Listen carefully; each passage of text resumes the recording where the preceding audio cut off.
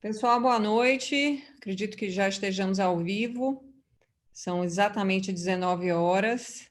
Bem-vindos ao primeiro encontro Senac de Odontologia. Nesse primeiro dia do encontro, são 4 dias, eu tenho aqui a honra de estar iniciando esse evento ao lado do professor Oswaldo Scopin. A gente vai falar hoje sobre periodontia e prótese, né, essa relação tão importante. E o link de inscrição para os próximos dias do evento vai estar no chat, o pessoal da equipe vai deixar no chat esse link de inscrição, e se vocês quiserem, durante a aula, durante a explanação, fazer algum tipo de pergunta para ser respondida ao final desse momento de aula, vocês colocam o símbolo hashtag antes da pergunta, e o pessoal da equipe vai separar as perguntas para que a gente possa responder no final. Tá joia? Para quem não me conhece, eu sou a doutora Maristela Lobo, sou professora do SENAC junto com o professor Oswaldo, no curso de Odontologia Estética, na pós-graduação de Odontologia Estética e também na especialização de implantes. Eu vou me apresentar um pouquinho mais durante a aula, eu deixo a palavra agora com o professor Oswaldo. Boa noite a todos. Muito obrigado ao SENAC pelo convite e também por estar literalmente abrindo esse novo formato de comunicação da instituição SENAC com o público em geral. Então, muito obrigado. É uma honra estar junto com a doutora Maristela, que já é uma amiga e parceira de longa data, e juntos a gente vai hoje discutir e expor talvez algo que esteja em alta no momento, que é o sobretratamento, os cuidados que você deve ter quando você faz odontologia estética, porque um dos principais problemas que a gente tem hoje em tratamentos feitos de maneira equivocada ou com algum problema técnico, tem um problema periodontal relacionado. Então é isso que a gente vai conversar com vocês. Então eu vou estar junto aqui no chat, as perguntas vocês direcionam como ela explicou, e ela vai falar a primeira parte agora, e na sequência eu entro, tá bom? Eu vou estar aqui, e Maristela, obrigado pela parceria de anos e boa sorte aí na sua primeira parte. Valeu, Xuxa. A gente se fala já já, tá bom? Pessoal, então eu vou compartilhar minha tela aqui e aí eu vou me apresentando para quem não me conhece durante aqui a explanação, tá bom? Vamos ver se a gente consegue fazer essa primeira parte em 45 minutos para responder as perguntas no final. Eu queria agradecer novamente, né? Uma grande honra estar aqui falando pelo SENAC. O SENAC é a nossa casa, né? Eu estou no SENAC como aluna e como professora há pelo menos 12 anos, então é uma honra muito grande trazer esse nome junto do meu trabalho, tá? O Scopin é meu amigo de muitos anos, meu parceiro de trabalho, né? Uma pessoa que sempre me apoiou e me deu a honra de fazer parte dessa equipe multidisciplinar, formada pelo professor Sérgio, professor Ari, professor Pena, né? Na qual eu tenho essa grande mérito de participar, porque todos eles têm uma cabeça, né, uma formação multidisciplinar, exatamente como a minha, cada um na sua área, mas sempre com a conexão das áreas afins, porque a odontologia estética multidisciplinar nos exige isso, né, que a gente tenha um olhar voltado para a multidisciplinaridade. Afinal de contas, os pacientes, quando nos procuram, eles têm, na grande maioria das vezes, problemas muito complexos que exigem um raciocínio interdisciplinar muito grande. Então, é isso que a gente vem fazendo há muitos anos aqui na pós-graduação de Estética do SENAC São Paulo, que eu considero o melhor curso do Brasil, o único curso realmente integrado entre clínicas, entre disciplinas, para o melhor atendimento do paciente, tá? Então, o tema de hoje, eu vou falar um pouquinho sobre as restaurações adesivas, mas sob perspectiva periodontal, sobre a visão de uma periodontista que faz a parte restauradora também.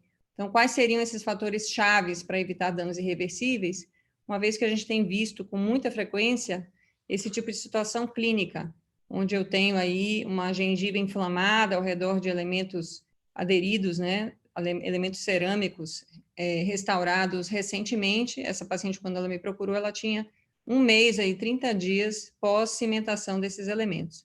E a gente vê isso, pelo menos eu vejo isso com muita frequência, fico triste, né, fico desanimada, e conversando muitas vezes com o professor Oswaldo, eu acredito que a gente tem um papel muito importante, porque a gente forma muitos dentistas para realizar esse tipo de restauração, né? Então, a gente tem uma certa responsabilidade também com a formação de muitos profissionais. Então, a gente vem publicando capítulos de livro, artigos sobre o tema, chamando atenção para todos os colegas da importância de se olhar essas restaurações adesivas, essas reabilitações orais adesivas sob a perspectiva do periodonto. E a gente tem uma lacuna na faculdade, né? Muitas faculdades têm essa lacuna, onde as disciplinas são ensinadas de uma maneira muito compartimentada. Então, a dentística, a prótese, a pério, são disciplinas muito diferentes entre si, muito separadas, enquanto que deveria haver essa integração, esse ensino integrado, né? E o que acontece, o resultado disso na clínica, é a gente vê o periodonto sofrendo aí de várias maneiras, não só o periodonto, mas a oclusão também. Aqui hoje eu vou advogar pelo periodonto, né, como periodontista, como uma pessoa que tem um cuidado, um respeito muito grande pelos tecidos periodontais, eu vou fazer esse papel de advogada do periodonto, mas não é só o periodonto, obviamente, é todo um sistema que muitas vezes a pessoa desrespeita em favor de uma estética que não se sustenta, né? Então, a gente precisa entender que quando eu não tenho uma situação de equilíbrio em termos de saúde, de função, não existe estética que prevaleça. A gengiva, ela é uma parte do organismo nosso que sinaliza se existe alguma coisa errada. Então, quando eu tenho algum problema ali na área de transição, na zona de transição entre dente e periodonto, seja esse dente restaurado, a gengiva vai exacerbar, né? Ela vai mostrar sinais clínicos e de inflamação. E os sinais principais que ela mostra são esses que estão escritos para vocês, que são 5 sinais filogísticos de inflamação, que são o edema, o exudato, a dor, o rubor, né, a alteração de cor e o aumento de temperatura. Então, vou começar a aula de hoje contando para vocês sobre um caso que eu mesma orientei a realização. Esse caso foi realizado na época que eu tinha um curso de aperfeiçoamento na PCD de Americana. Essa senhora que vocês estão vendo na foto, ela é uma senhora que procurou tratamento porque ela tem amelogênese imperfeita, e na época nós fizemos reabilitação adesiva em todos os elementos dentários dela, com o maior cuidado, né? Foi um caso muito desafiador, um caso muito difícil, porque ela não tinha esmalte, então a gente tinha que recobrir toda a estrutura de dentina que estava exposta em boca. Nós fizemos aumento de coroa clínica, fizemos a instalação de todas as peças. Embora não tenha sido eu que fiz a instalação dessas peças, eu orientei todas elas, e nós tivemos um resultado excelente. Em 2015, o tratamento dela começou em 2012, né? Em 2015 conseguimos concluir, então teve aumento de dimensão vertical de oclusão, teve aumento de coroa clínica, teve aí a cimentação de 28 elementos cerâmicos. E aí, em 2018, ela me procurou com essa situação clínica, né? Ela mora em Campinas, então ela fazia as manutenções com uma dentista de Campinas, e ela me procurou em 2018 dizendo, olha, por algum motivo, não sei exatamente qual, a minha gengiva está inflamada, eu percebo a minha gengiva inflamada em alguns pontos. E aí eu pedi que ela viesse em consulta para eu avaliar, e realmente, pela foto, vocês podem perceber que existem pontos, sítios de inflamação muito localizados, né? Geralmente eu faço fotos clínicas como ferramenta de diagnóstico e utilizei, nesse caso, um filtro de polarização que permite que a gente identifique a diferença de cor. Então, toda vez que eu tenho uma inflamação, eu tenho um eritema associado, porque o organismo faz muito mais vaso sanguíneo para aquela região. Então, eu consigo localizar e ver realmente que algo está gerando aquela inflamação. Agora, a pergunta que traz é, por que depois de 3 anos essa gengiva veio a inflamar? Né? Se tivesse algum problema, provavelmente ela teria inflamado naquela época, né? Na época que foi feita a reabilitação. Só que as coisas não são bem assim, né? A biologia, ela não é exata. As pessoas vão se comportar diante do mesmo desafio de maneira diferente. Felizmente, essa paciente tinha um periodonto espesso, então eu rebati o retalho para inspecionar. Dessa vez eu mesma fiz isso. Para inspecionar se estava invadindo o espaço biológico, se tinha algum excesso de cimento, se tinha alguma falha na interface adesiva. E aí, para minha surpresa, quando eu rebati o retalho, tinham vários excessos de agente cimentante, né? Então, embora tenha sido tomado todos os cuidados durante o processo de cimentação, ficaram excessos de cimento lá, e que esses excessos demoraram um tempo, demoraram um período, acredito que por conta do fenótipo periodontal dessa paciente, por conta de ser uma região já fibrosa por cirurgias anteriores. Então, isso veio a se manifestar somente 3 anos depois, mas o agente causador estava lá, né? Eu não tinha como remover isso de outra forma que não fosse cirurgicamente. Então, observem na região do lateral, do 22, o tanto de excesso de agente cimentante que eu tenho nessa região. Então, felizmente, era só isso, né? Embora tenha causado um estrago grande, eu consegui remover todos os excessos de cimento resinoso, não havia nenhuma falha na interface adesiva, o que seria um grande problema, né? O que provavelmente faria com que eu tivesse que tirar todos esses elementos, ou pelo menos aqueles que tivessem a falha da interface adesiva, porque é muito difícil você selar numa situação dessa.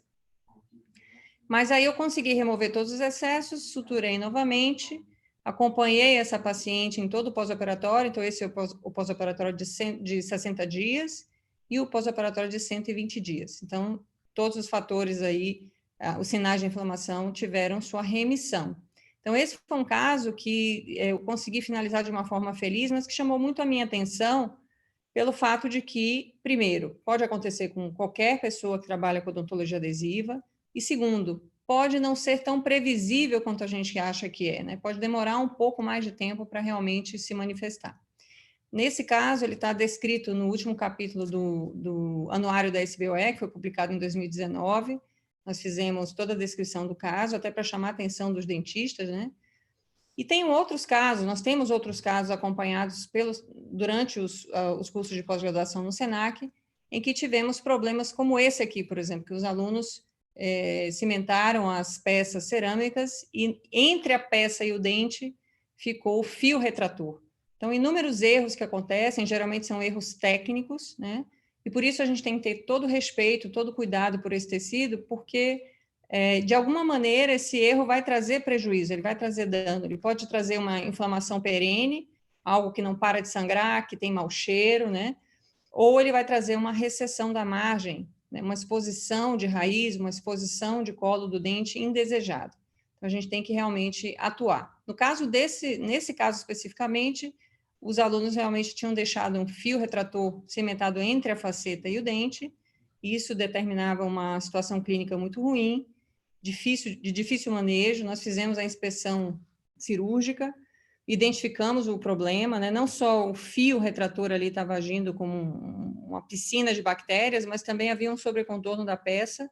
Esse sobrecontorno é impossível do paciente higienizar essa região e fica escondido para dentro da gengiva, né? Mas com certeza a gengiva vai externar o que está acontecendo ali embaixo.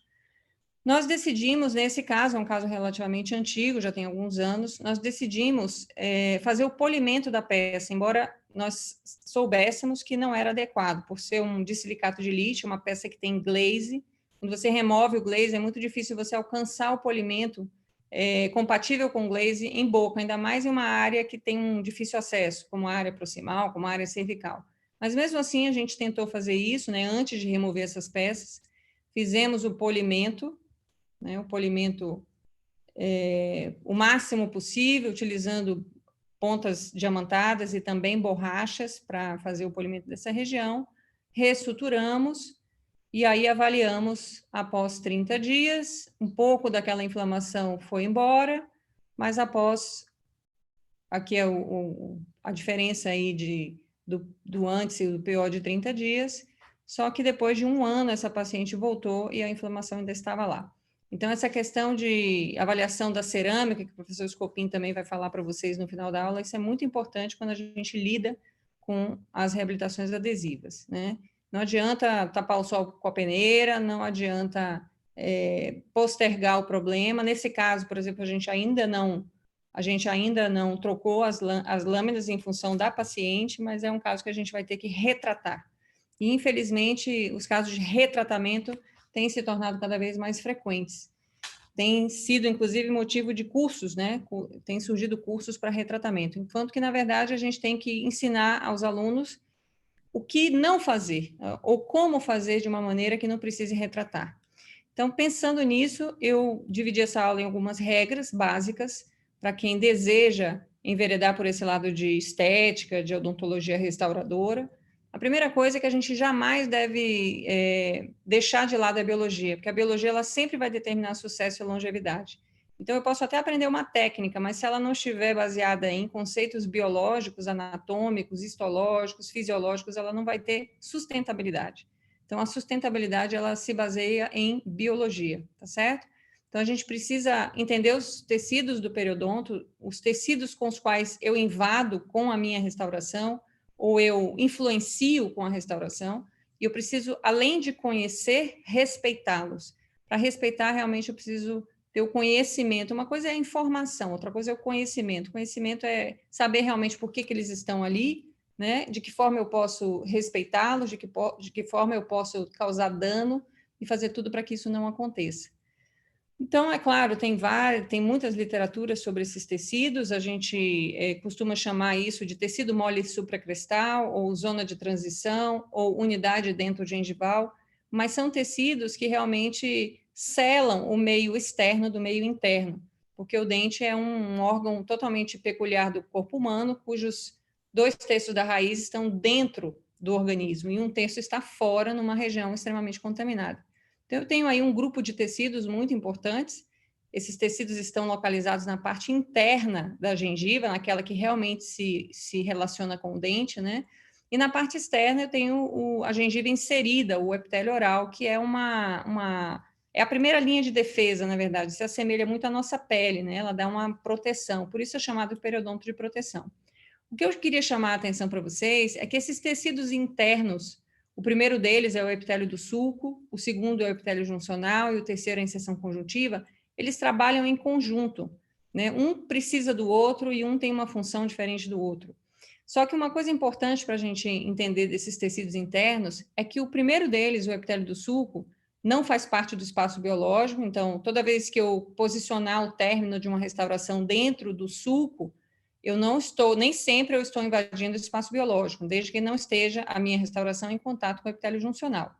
Então, o epitélio do sulco permite o relacionamento entre gengiva e restauração, desde que eu entenda que essa área de epitélio de sulco é uma área impermeabilizada, ela tem queratina, então ela não permite trocas de fluidos, né, de elementos citotóxicos entre o epitélio do sulco e a restauração. Então, veja que ela tem uma distância extremamente limitada, né? Ela não permite que a gente aprofunde muito, essa distância difere na face vestibular e na face proximal, mas, de alguma maneira, eu preciso sempre respeitar esse tecido, né? É um tecido que, quando eu jogo o ar, por exemplo, na gengiva, eu vejo que ele descola. Um tecido que descola com o ar, ele não está aderido, ele não tem nenhum tipo de adesão. É diferente do epitélio juncional, que é uma porção desse tecido interno do dente que está aderido e que não é permeável, que é uma região que eu não posso invadir, nem o epitélio juncional, nem a inserção conjuntiva. Então, são tecidos que garantem a homeostase da região, garantem o equilíbrio dessa região. O espaço biológico, ele tem, em média, 2 milímetros, mas os tecidos supracrestais, os tecidos moles, realmente tem aí na faixa de 3. A grande maioria das coisas na odontologia tem 3 milímetros, né? Então, a gente tem que considerar que o espaço biológico, que é composto pelo epitélio juncional e pela inserção conjuntiva, ele não pode ser perturbado, ele não pode ser molestado pelos procedimentos restauradores que a gente faz, né? Quando eu somo essas unidades todas, esses tecidos, aí sim eu tenho os 3 milímetros que representam um complexo de tecidos supracrestais. Então, toda vez que eu observar uma zona de transição, uma margem da gengiva, eu tenho que imaginar 3 faixas de tecidos muito distintas, que é o sulco gengival, o epitélio juncional, que corresponde ao selamento epitelial, e o selamento conjuntivo, formado pela inserção conjuntiva. E essas cores não são por acaso, né? Eu posso invadir o sulco gengival, desde que eu mantenha ali a homeostase do local, eu não tenha nenhum degrau, nenhum excesso de cimento, mas eu não posso invadir nem o selamento epitelial, nem o selamento conjuntivo. De alguma forma, se eu fizer isso, eu vou pagar, né? A fatura vem através de inflamação, vem através de recessão, então eu não posso realmente desrespeitar esses tecidos. Outra coisa que a gente tem que entender é que os pacientes são muito diferentes. Os pacientes são muito diferentes no que tange às distâncias desses tecidos, né? Então, tem paciente que tem um pouco mais de inserção conjuntiva, tem paciente que tem um pouco mais de epitélio juncional, tem paciente que tem essas distâncias equilibradas. Eu preciso conhecer melhor o meu paciente e eu preciso abordar esses tecidos de uma forma mais estratégica, né? Uma forma mais profunda, não tão superficial como a gente tem feito. E na grande maioria dos casos, né, nos casos onde eu tenho substratos dentários favoráveis, evitar colocar a margem dentro do sulco. Se eu fizer isso, se eu colocar a margem dentro do sulco, que eu faça naquele primeiro meio milímetro correspondente ao sulco epitelizado, queratinizado. Eu compreendo que muitas vezes a gente tem que colocar a margem das lâminas dentro do sulco por uma questão de perfil de emergência, porque o tecido dentário tem algum tipo de mudança de coloração, ou porque o paciente já veio de uma reabilitação que tinha a margem dentro do sulco. Mas a gente precisa entender que essa margem não pode ficar em relacionamento com o epitélio juncional. Então, aquela percepção de que a gengiva cresce, a gengiva aceita tudo, não é verdade. 80% dos pacientes que a gente atende na nossa clínica tem uma gengiva fina, uma gengiva frágil, uma gengiva que não aceita desaforo. Nos nossos casos do SENAC, quando a gente tem um substrato favorável, como esse caso, por exemplo, quando a gente coloca a margem equigengival, ou no máximo 0,2 milímetros, 0,1 milímetro supra, isso numa distância social é impossível, é imperceptível de você observar, e fica mais fácil o controle, né, dos excessos de cimento ou de uma possível pigmentação. Eu posso manejar a pigmentação porque eu estou vendo essa pigmentação. E nós fazemos também o controle clínico dos casos a cada 2, 3 anos, uma tomografia para a gente ver como é que está esse relacionamento das lâminas com a gengiva. Então, nós temos uma preocupação muito grande com isso. A regra número 2, pessoal, é que os materiais restauradores sobre dentes, eles não são considerados biocompatíveis, eles são biotoleráveis, né? A biocompatibilidade é um estágio do material que permite adesão e proliferação celular. Então, poucos materiais realmente são biocompatíveis. Os materiais, geralmente, da implantodontia são biocompatíveis. E um dos estudos que eu utilizo para exemplificar isso foi feito pelo meu amigo, né, um grande amigo meu, Tiago Martins, que é professor da Universidade Federal de Pelotas. Foi a tese de mestrado dele, ele trabalhou com cães, na época era possível fazer isso, e promoveu alguns defeitos em raízes de caninos de cães, cujos defeitos foram restaurados com resina composta, ionômero de vidro ou simplesmente nada. Então, ele tinha um grupo controle. Né? Depois de 90 dias, embora os cães não tivessem nenhum tipo de inflamação clínica, né? Nenhum sinal clínico de inflamação, nenhum dos grupos, ele fez a avaliação histológica dos casos e identificou que nos casos em que ele tinha deixado a cavidade preparada em raiz como grupo controle, ele teve adesão completa dos tecidos, né, formação inclusive de novo osso dentro da cavidade preparada em raiz. Então, vocês podem ver no corante azul, por exemplo, é bem mais fácil de ver a formação do novo osso dentro da cavidade, né, e uma adesão completa desses tecidos sobre o tecido dentinário, que é um tecido realmente biocompatível, realmente histologicamente muito favorável aos tecidos moles do paciente.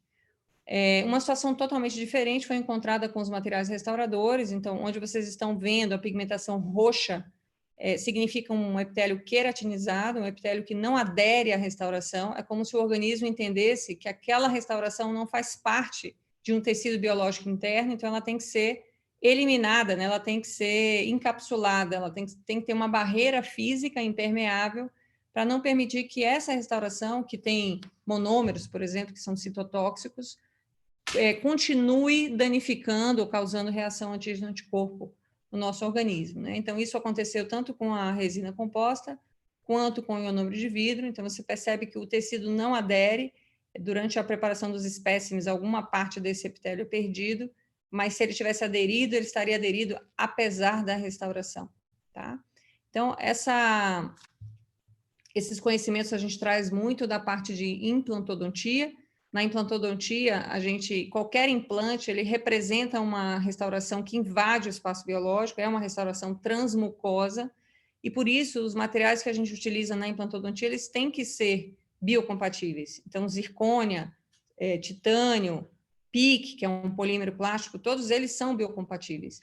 Mas os materiais que a gente utiliza para dentes, como cerâmica, como híbridos, enamic, lava, resinas compostas, eles devem permanecer em contato com o epitélio queratinizado, para que você não tenha, em algum momento da vida, um problema de desadaptação de tecidos biológicos sobre aquele material, favorecendo, portanto, a periimplantite.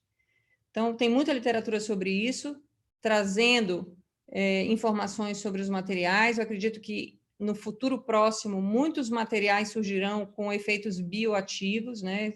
Tem muita gente estudando isso, efeitos de peptídeos, por exemplo, sobre superfícies, e eu acredito que isso vai melhorar muito daqui para frente, mas, por enquanto, o que temos aí no quadrinho verde são realmente os materiais biocompatíveis. Então, a gente tem que ainda respeitar o espaço biológico, evitando colocar materiais restauradores nessa região. Quando a gente observa o suco periimplantar, por exemplo, né, e compara com o suco de um alvéolo fresco, né, de um dente recém-extraído, a gente percebe diferenças nos sucos periimplantares. Os melhores sucos periimplantares são aqueles que demonstram pelo menos 1 milímetro de suco realmente queratinizado, e o restante de epitélio juncional longo, porque eu não vou ter nunca uma inserção conjuntiva ao redor do implante. Mas esse cuidado de escolha de materiais realmente por sua biocompatibilidade, para quem trabalha com restaurações sobre implantes como nós, por exemplo, é um fator determinante no sucesso e na longevidade a longo prazo desses implantes e dessas restaurações. Então, para que a gente tenha aí um tecido periimplantar bem estável, extremamente estético e biológico do ponto de vista restaurador, a gente tem que garantir o selamento do epitélio juncional no pilar que está sobre o implante, tá? A regra número 3 seria, antes de decidir se vai preparar ou não o dente, observe o biótipo periodontal, o fenótipo, né? Mudou a classificação, mudou a terminologia, fenótipo periodontal. Então, muitas pessoas que procuram cursos de odontologia restauradora não gostam da periodontia, né? Não olham, muitas vezes, a gengiva. Só que é fator fundamental para quem vai fazer a restauradora observar características de fenótipo periodontal. Então, os casos realmente que a gente não prepara dente são casos muito específicos, são casos muito raros. A maioria deles você precisa preparar os dentes.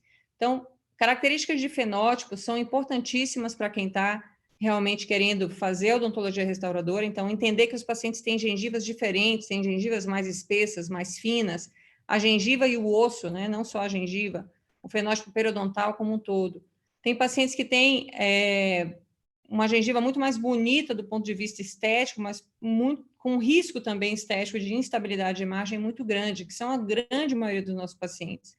A grande maioria, 80% dos pacientes que a gente atende na clínica, são de fenótipo periodontal fino, como é esse que vocês estão vendo aí. Eu tenho uma tábua óssea muito fina, uma gengiva realmente limitada do ponto de vista de queratina e de tecido conjuntivo, ou fenótipos periodontais intermediários, que você não sabe muito bem como é que ele vai se comportar diante de uma inflamação. O que a gente sabe pela literatura é que os fenótipos espessos, planos espessos, eles geralmente se comportam com formação de bolsa.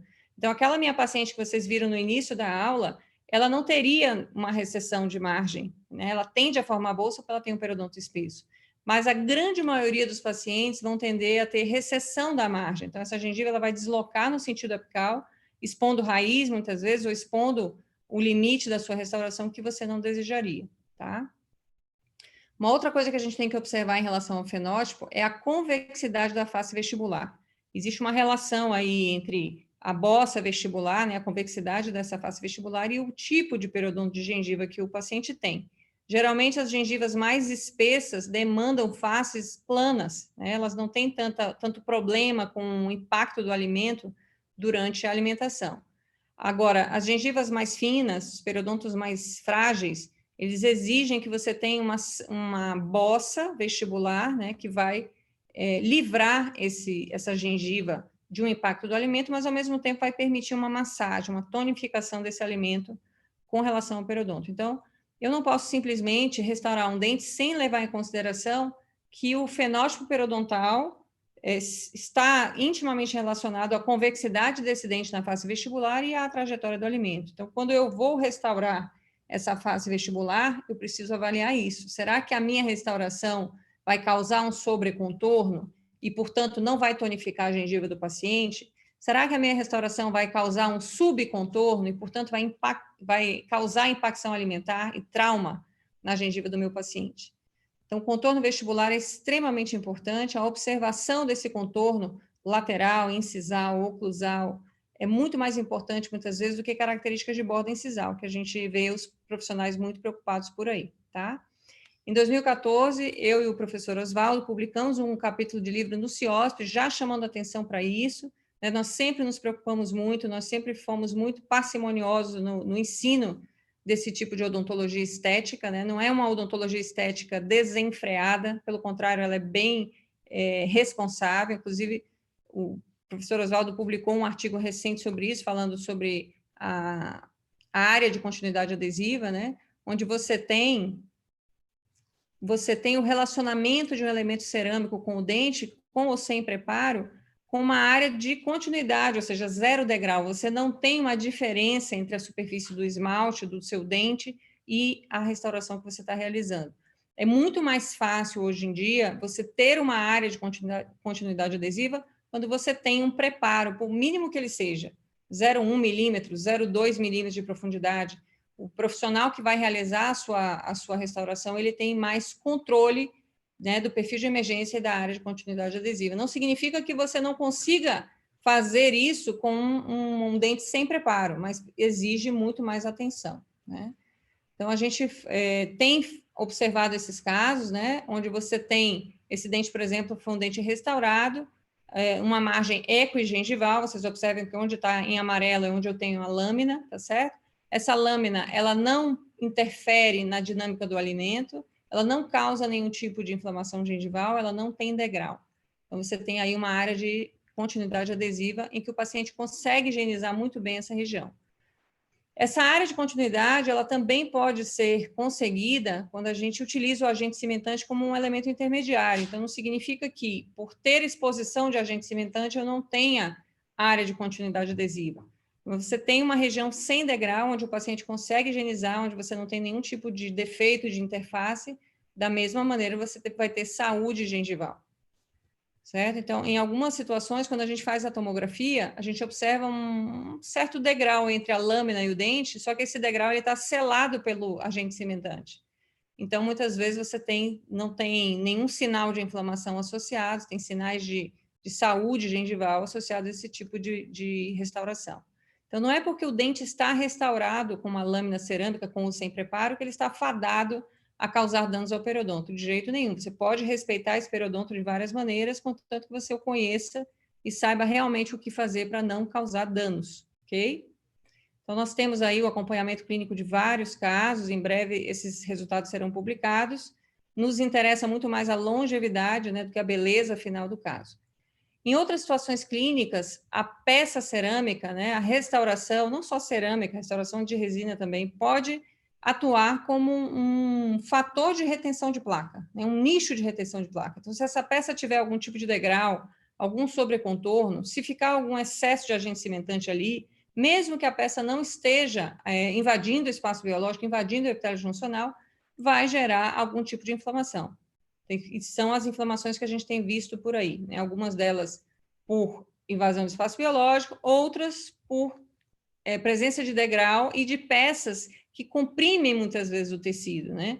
Então, o cirurgião dentista, de uma maneira geral, ele se nega muitas vezes a pensar cada caso separadamente. Então, ele acha que em todo caso tem que usar fio retrator, em todo caso tem que moldar em 2 passos, todo caso. Então, quando acontece isso, algum paciente vai sofrer, porque tem casos que você não pode moldar com fio retrator, tem casos que você tem que usar um material mais leve para moldagem.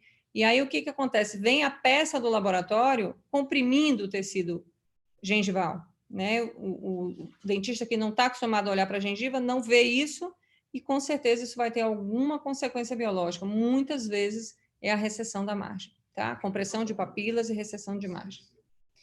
E aí a gente tem, nesse caso, por exemplo, essa paciente estava com uma inflamação na região vestibular do elemento 21, a gente fez a tomografia e era possível observar a presença de um degrau extremamente difícil de higienizar.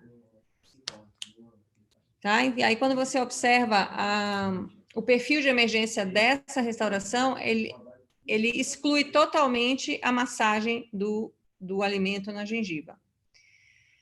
E aí a regra número 4 seria que quando a gente estabelece uma conexão pério-prótese respeitosa, aí sim você tem sucesso em longevidade. Então não é que a gente contraindique esse tipo de restauração.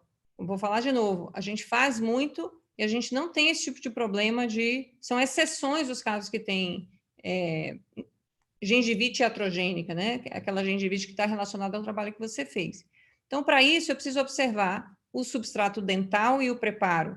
Onde é que eu vou pôr a minha margem e que espaço eu tenho para o material restaurador?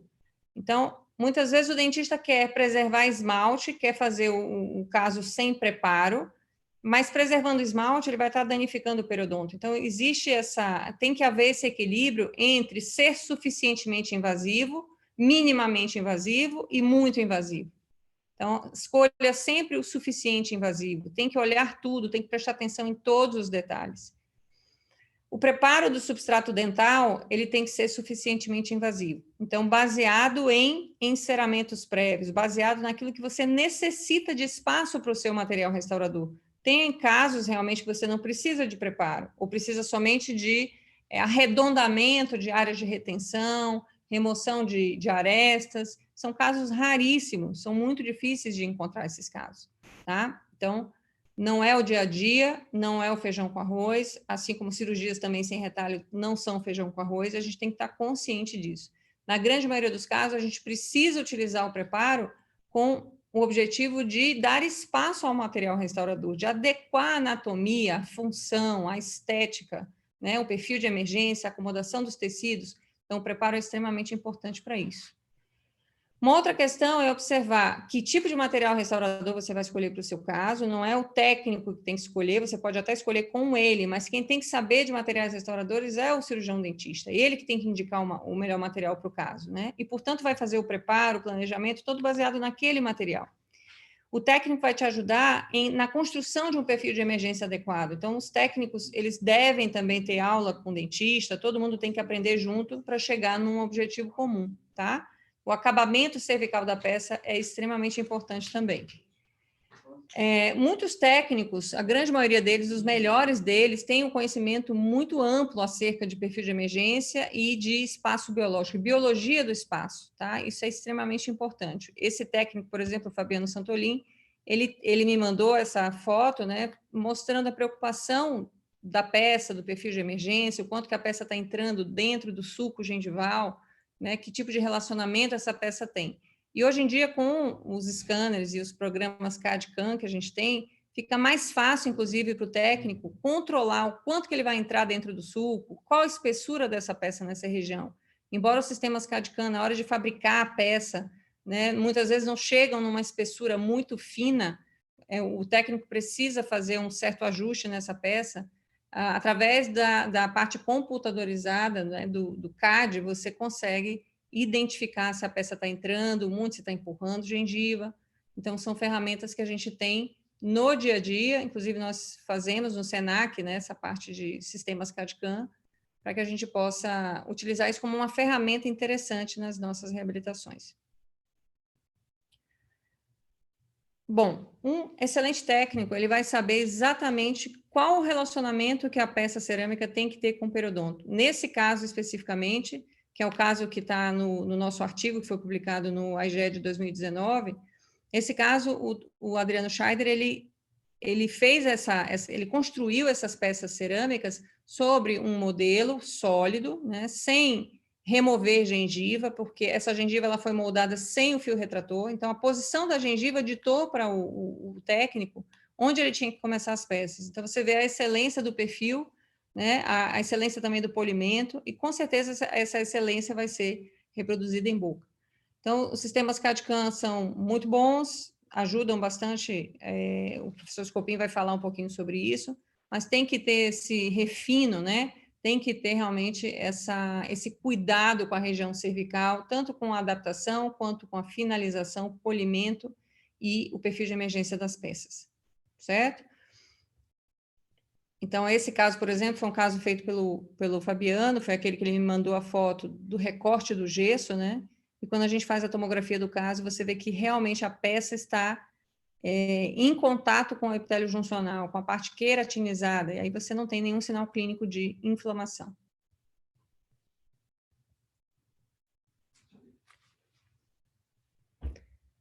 Eu acho que travou aqui.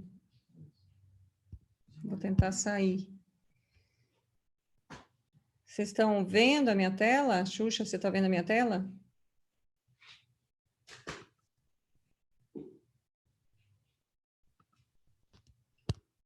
Infelizmente, eu não consigo compartilhar. Deixa eu tentar sair aqui.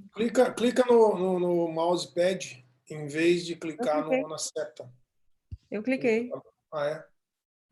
Ele não, inclusive, não sai da tela da tomografia. É a tela que está aparecendo para vocês aí? Não, agora está aparecendo só você. Bom, então eu acho que eu vou ter que desligar o computador e reiniciar. Vou entrar, então, em 2 minutos. Faz assim, ó. Faz Ah, assim. Essa finalização sua, a gente já vai sim. conversando aqui, não tem problema. Eu acho que eu já posso. Já deu. Já está dando Deu aí 40 minutos, né? 40 minutos. Se Ótimo. você quiser, o que a gente pode fazer é. Eu já entro e daí a gente finaliza junto, o que você acha? Pode Acho ser? ótimo. Pode, claro. Boa. Então, eu vou entrar agora, pessoal. Então, eu vou compartilhar minha tela, tá?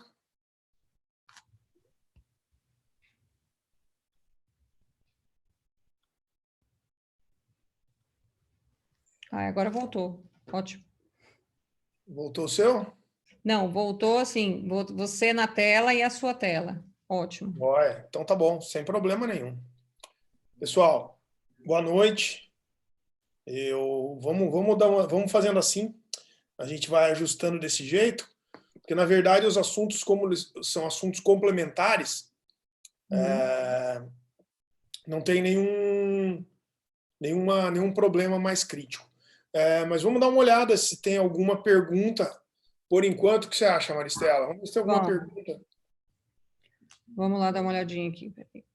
Ver se tem alguma pergunta para responder especificamente. O pessoal tá. Vamos colocar Ah, assim. Vamos colocar, Flávio. A gente podemos colocar alguma pergunta que o pessoal tem para a Maristela. ó, o pessoal falou o seguinte: no caso apresentado, o planejamento seria trocar apenas essa lâmina considerada problema. Eu não sei exatamente que caso eles falaram, mas eu acredito que teria sido do fio retrator, né? Isso. Arrebentado. Exatamente. Na verdade, não. Na verdade, eu acredito que teria que trocar ali todas as lâminas, foram 10, porque provavelmente tem sobrecontorno em todas elas. Então, é um padrão de trabalho, né? É um padrão, inclusive, quando o dentista faz sem preparo e o técnico não está preparado para realizar o trabalho sobre aquele modelo que não foi preparado, aquele dente que não foi preparado, é muito mais fácil deixar sobrecontorno, porque a peça fica sem encaixe, né? Você não tem onde encaixar a peça. E no caso daquela moça, ela tinha vários pontos de inflamação. Ela não tinha só na região dos laterais, ela tinha na região dos prés, na região do central. Então, nesse caso, o ideal é realmente refazer o trabalho para não ter problemas futuros. Você troca 2 peças, daqui a pouco você tem problema em outra peça. Então, nesses casos, a gente tem que abordar fazendo total mesmo. Eu acredito que a pergunta que chegou para mim, Xuxa, foi só essa aqui. Não, legal, mas eu vou executar, eu vou falando, né, conforme for aparecendo alguma mais, você vai comentando. Beleza. Tá joia? Uhum. Pessoal, boa noite. A gente vai respondendo depois as perguntas juntos. Tem talvez aí o que eu coloque, talvez gere mais algumas perguntas, aí a gente vai respondendo juntos. Perfeito. Então, legal. Pessoal, boa noite mais uma vez. Obrigado aí pela presença de todos. Obrigado a toda a equipe do Senac pela organização do evento. Obrigado mesmo. E a gente vai tentar elucidar um pouco,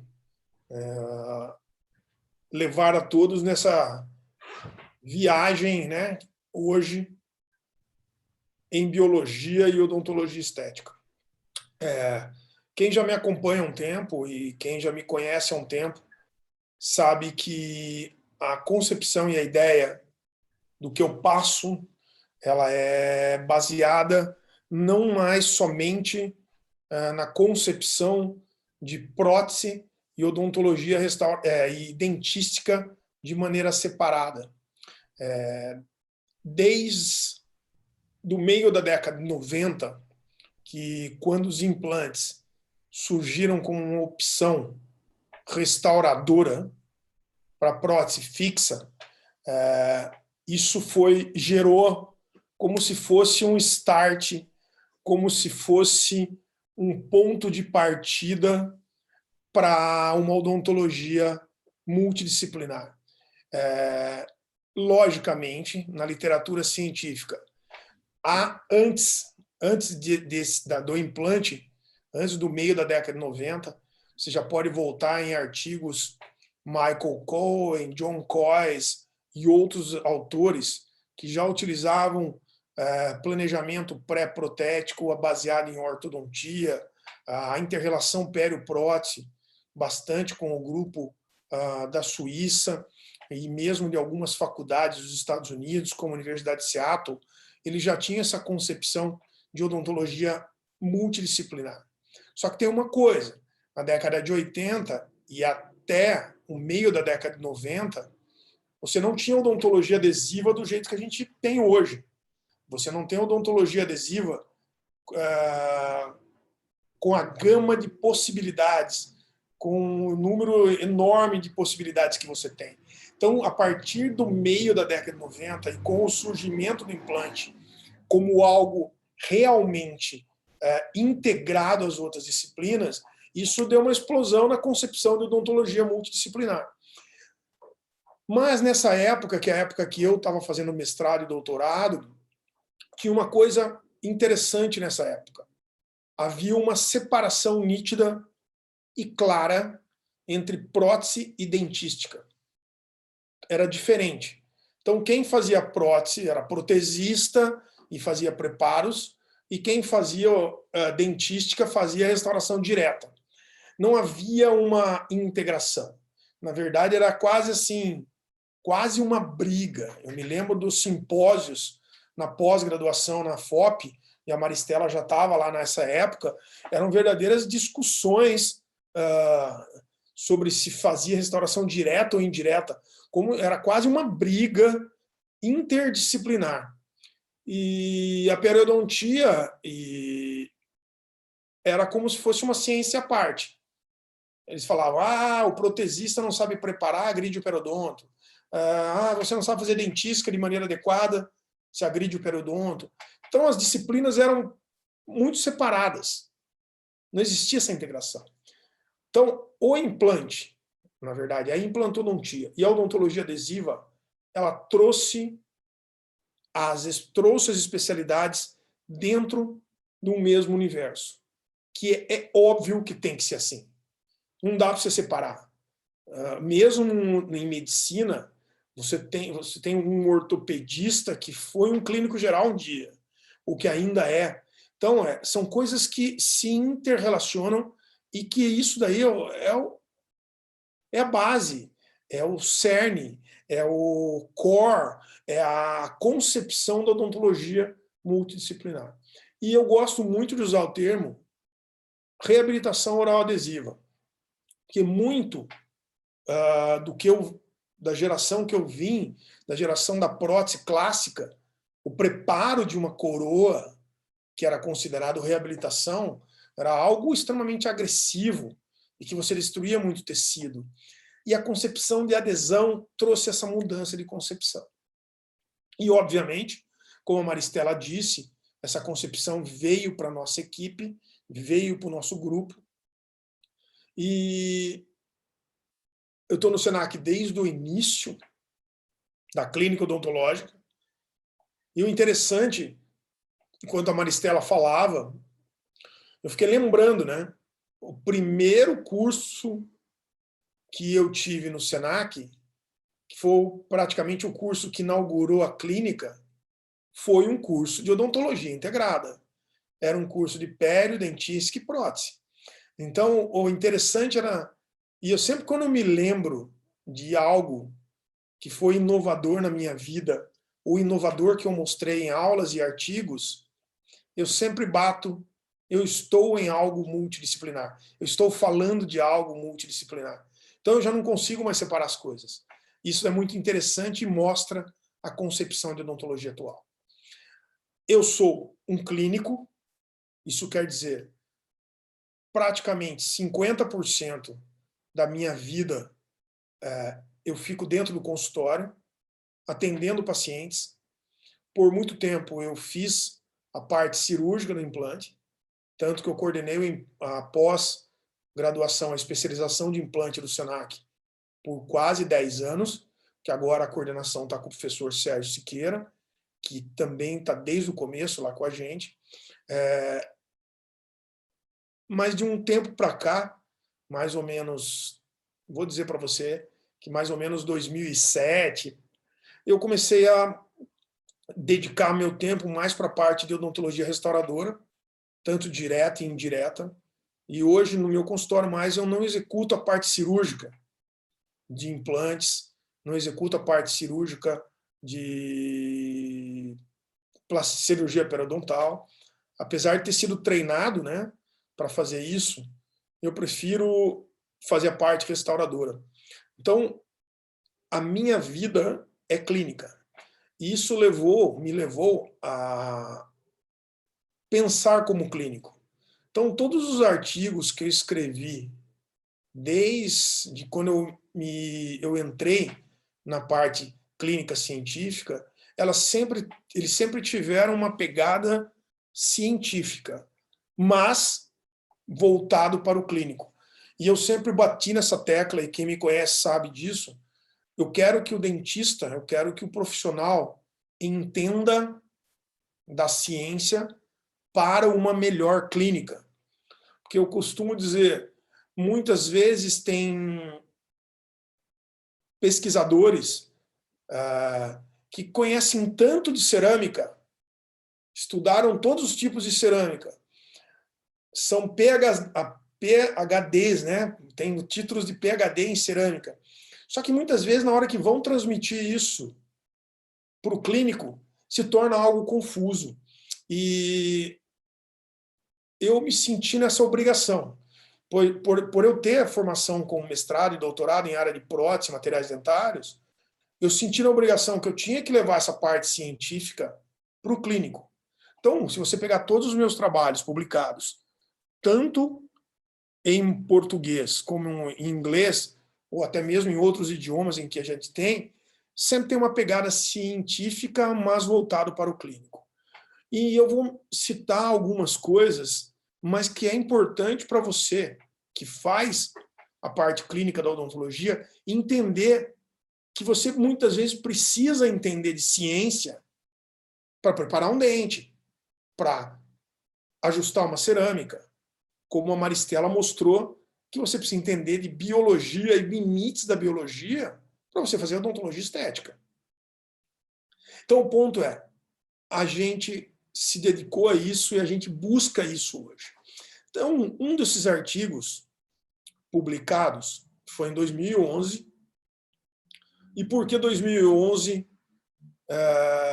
Porque eu peguei esse artigo de 2011.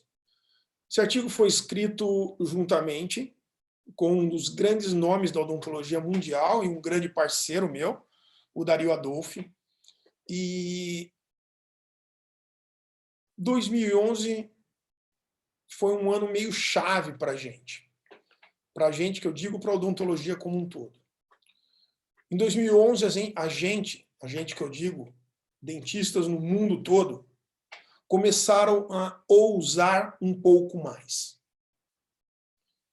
Porque até 2009, 2 anos antes, a única possibilidade de você fazer peças finas como essa que você vê na foto era você realizar laminados ou lentes de contato cerâmica com cerâmica à base de componentes que poderiam ser queimados num forno, isto é, cerâmicas refratárias, sobre troquel refratário.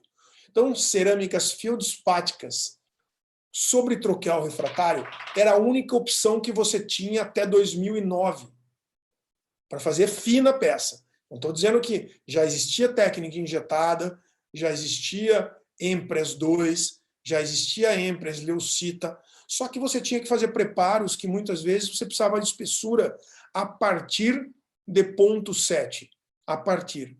Então, se você quisesse fazer peças delgadas como essa, você teria que usar uma cerâmica sobre troquel refratário.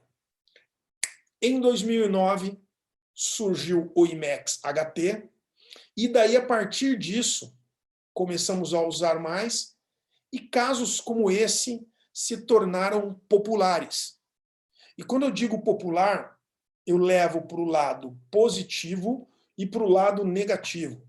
Por quê? O popular positivo é que mais pessoas começaram, pessoas que eu digo, tanto pacientes quanto profissionais, começaram a ter possibilidades de fazerem esse tipo de restauração.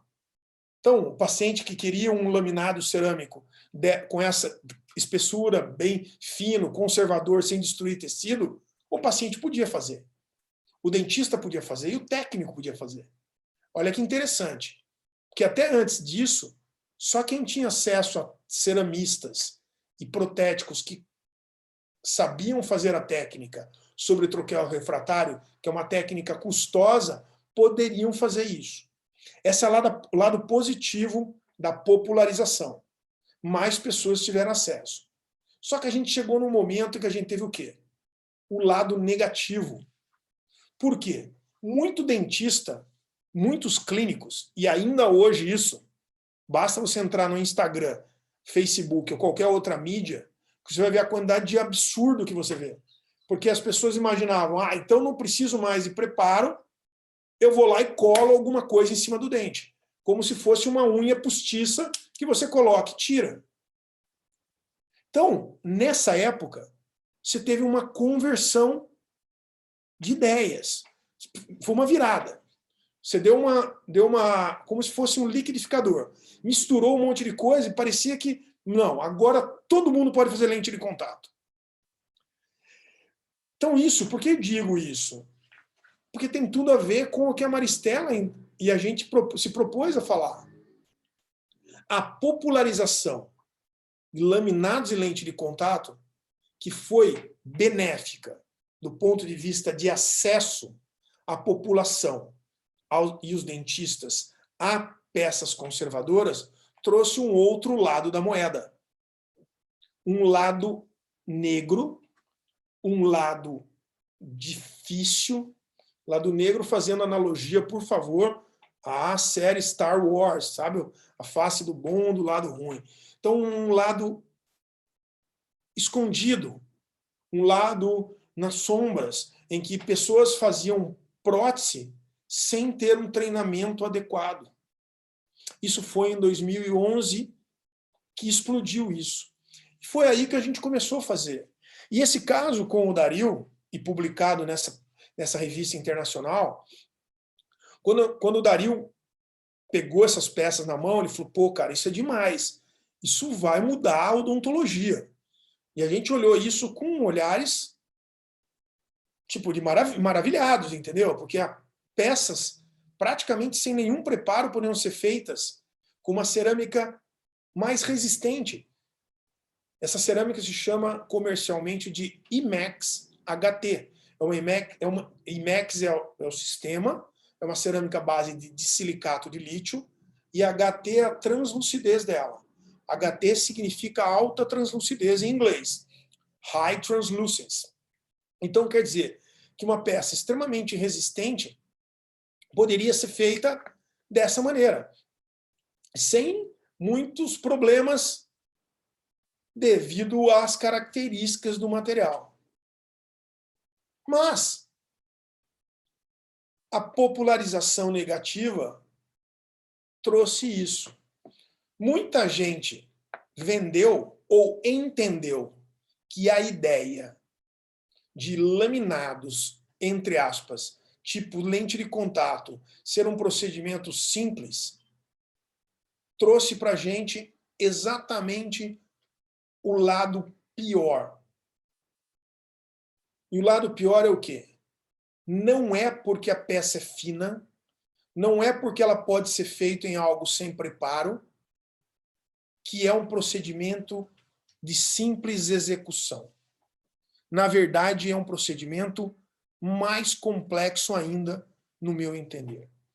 Então a gente entrou numa era, e essa era é uma era triste. Triste por quê? Se você entrar Instagram, Facebook, vocês vão ver dentistas profissionais postando tratamentos absurdos do ponto de vista biológico. Não vou nem discutir estética, se é bonita ou feia. Se é branco demais, se é amarelo demais, se é grande demais. Não vou nem discutir isso. Porque muitas vezes a desculpa é o paciente quer o dente grande e branco. Tudo bem. Só que o tamanho médio de um dente é de 10 a 12 milímetros. É biologia isso. Você não pode colocar o dente na boca de uma pessoa de 16 milímetros, de 14 milímetros. É fora da biologia. A pessoa fica com um dente gigantesco. Então hoje você pega paciente no Instagram, que ele dá risada, parece o burro do Shrek. Só vê os 5 dentro da frente. E isso dá uma sensação de, olha, é uma tendência. Outro dia eu vi um professor dizendo, é uma tendência. Dente grande e branco. Como assim? Dente grande e branco é tendência? Eu fiquei imaginando, tendência aonde, né? Em outro planeta, em outro lugar, porque não faz sentido biológico. E essa iatrogenia está trazendo para a odontologia uma visão de que dentista é mercantilista, que dentista faz as coisas simplesmente por estética. Então é uma inversão de valores, do nosso ponto de vista, inadmissível. E é o momento de nós, profissionais da saúde, dentistas e técnicos em prótese dental, nos conscientizar e nos, digamos, expor essa ideia de que a gente precisa respeitar a biologia. A gente precisa fazer os procedimentos de maneira adequada, respeitando técnica e biologia. Então a iatrogenia, ela explodiu depois de 2010. Não que não havia antes, mas a possibilidade de, entre aspas, parecer que laminado e lente de contato, por não ter preparo, é algo simples, rápido e qualquer um pode fazer, aí começou a loucura. Então, que é a mesma coisa. Hoje, para quem segue mídia social, parece que se você faz resina composta, por pior que ela seja, você é demais. Porque você, não, faz resina composta. Resina composta, você é conservador. Não tem nada a ver. Vou mostrar as peças finas que a gente faz hoje, é muito mais conservador que se fazer uma resina composta. O ponto é que não é o material, é aonde você coloca o material. Como você coloca o material. Respeitando biologia, respeitando a oclusão, respeitando o contorno cervical da restauração, protegendo o periodonto, imaginando o dano futuro. Então você tem fatores biológicos e fatores técnicos que guiam esse procedimento. Então o ponto é, o que a gente vê hoje de problema? Particularmente eu. Eu vivo em Piracicaba, eu moro em Piracicaba, onde é a minha clínica, e eu tenho meu centro de cursos. E a minha casa acadêmica é o Senac, em São Paulo. Então a gente recebe, por a gente já ter, que eu digo toda a equipe nossa. E quando eu digo toda a equipe, sou eu, Maristela, o Pena, o Sérgio, o Ari, Flávio, Piero, toda a equipe da clínica do Senac. O que a gente recebe lá? A gente recebe pessoas que querem fazer tratamento odontológico e tem pessoas que buscam para a gente resolver problemas. E, infelizmente, muitos desses problemas são iatrogenias. São problemas, causados por casos mal conduzidos. E esses casos estão se tornando comum no meu consultório e de todos da equipe. Então a gente conversa muito, eu, a Maristela, o Pena, o Ari, o Sérgio. Gente, qual o problema que aparece? E o interessante é que os problemas são os mesmos, né, Maristela? A gente acaba vendo as mesmas coisas. E esses achados, e algumas imagens que vocês já viram na aula dela, vocês vão ver na minha, porque fazem parte de publicações que a gente faz, problemas assim, que ela não contou a história inteira desse caso.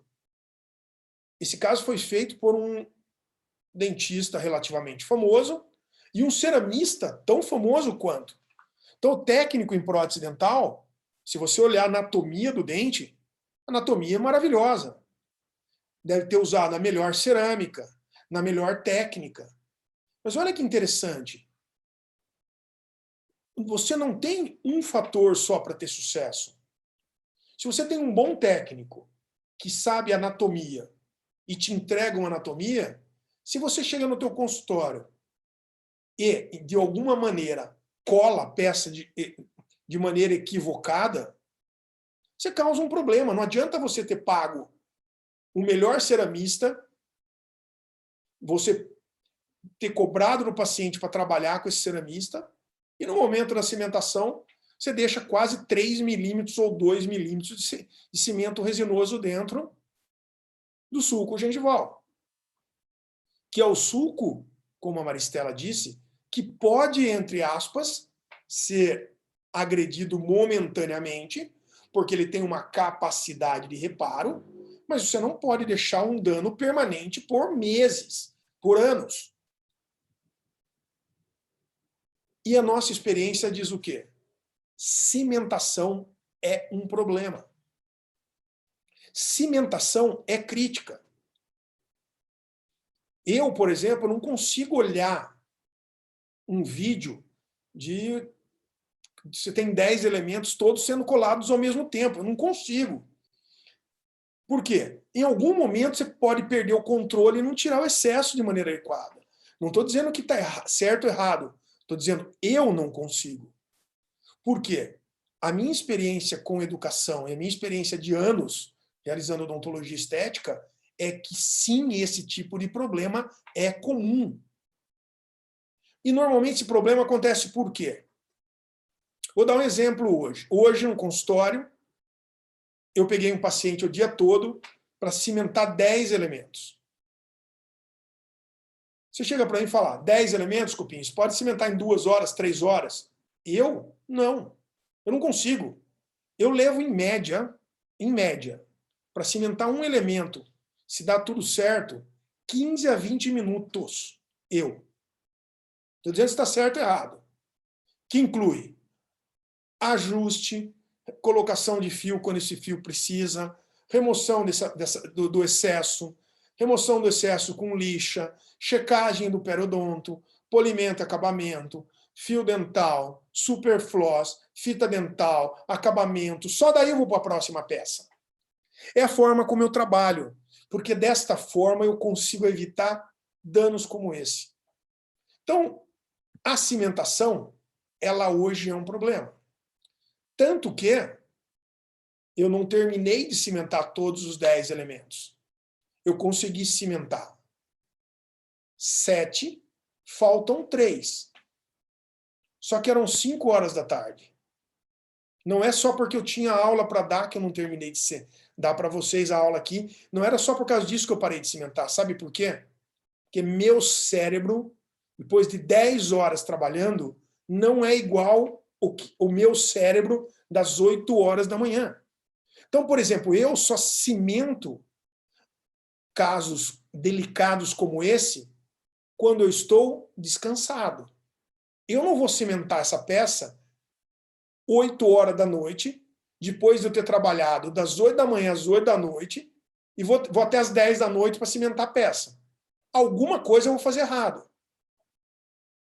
Então o ponto é, você tem que imaginar que não basta você trabalhar com um ceramista top, um ceramista excelente, um ceramista que entenda tudo isso que a gente está conversando, se você não entende, você. Então, a limitação técnica é um problema? É. Só que a limitação psicológica de você entender o limite que você pode ir é um ponto a ser aprendido. Por quê? eu não vou nem... Estatisticamente, Teca, se a gente fosse ver, esses problemas que a gente teve na clínica, foi os casos que a gente teve que cimentar 6 horas da tarde, entendeu? Que a clínica terminava às 8. Porque o paciente que a gente cimentou às 9 da manhã, Foi beneficiado. A gente tirou o excesso, foi almoçar, tomou um suco, vai no banheiro, estica as costas, alonga. Não, esse paciente chega às 5 horas da tarde, precisa colar hoje. Até às 8, 3 horas, 10 dentes. Você acha que vai dar certo? Lógico que não. Vai dar errado. Então, o ponto não é só você entender biologia. Você precisa se entender. Porque muitas vezes tem que entender como você trabalha.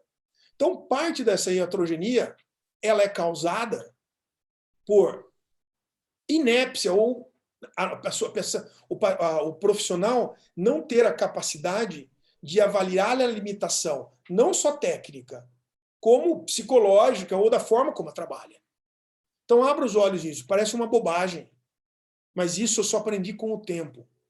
Olhando as pessoas trabalharem, e eu mesmo, eu sei quando não dá mais para trabalhar. Tem um momento que você tem que parar. Eu sempre brinco. Quem é dentista e faz cirurgia, eu duvido que, tirando um dente do siso, não rezou. Eu duvido. Por quê? Rezou. Em algum momento você falou, Ave Maria, cheia de graça, estou cortando um dente, não quebra a raiz agora. Por quê? O ser humano, ele entende. Você sabe que aquilo lá é um problema, certo? Então, você imagina isso. Isso é intrínseco seu. Por mais bem treinado, tecnicamente eficaz que você seja, você tem um fator psicológico, e esse fator psicológico, acreditem, para mim, em parte, é o responsável pela maior parte dos problemas. Então, pense nisso. E agora a gente volta para o fator biológico. Lembra que a Maristela falou desse artigo? Esse artigo, quem não tem esse artigo, pode entrar em contato comigo ou com ela pelas mídias sociais, tá? @Oswaldo ou @doutora Maristela no Instagram, ou com o pessoal do Senac mesmo, a gente encaminha um artigo, se vocês quiserem. Esse artigo ensina muito. Ele tem uma quantidade de informação para o clínico muito importante. Mas uma coisa importante nesse artigo, ele mostra uma coisa. Quando você olha uma tomografia como essa e vê a quantidade de dente que foi adicionado, que, óbvio, esse não é um caso nosso, você tem o quê? Você percebe o quanto o desconhecimento da biologia é danoso. Em contrapartida, quando você olha um caso com a saúde gengival, você vê que a conjunção de fatores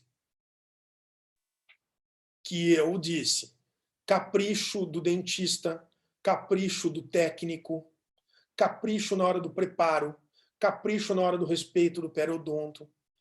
Veja que eu falei a palavra capricho umas 10 vezes. Sabe por quê? Você pode ser o melhor dentista do mundo. Você pode ser. Se você não tiver capricho em um procedimento, você está causando a mesma iatrogenia que o pior dentista do mundo. Porque quando você lida com detalhes, quando você lida com áreas muito pequenas, para você imaginar uma interface restauradora dessa, tem algumas áreas tem 50, 20 micrômetros. Um fio de cabelo grosso tem 100 micrômetros. Está imaginando a espessura disso?